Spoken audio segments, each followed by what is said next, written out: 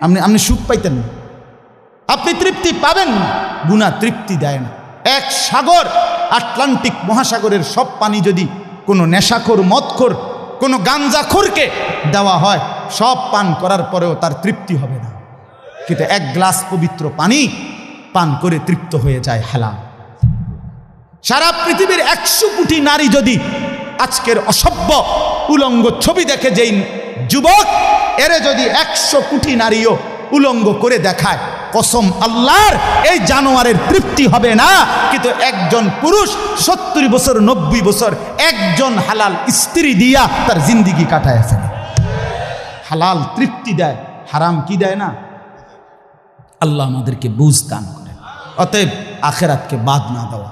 যুবক বন্ধু তুমিও না, বুড়া বাপ আপনিও না, পর্দার আড়ালের মা বোন আপনারাও না। আল্লাহ আপনাদেরকে তৌফিক দেন, আল্লাহ আপনাদেরকে কবুল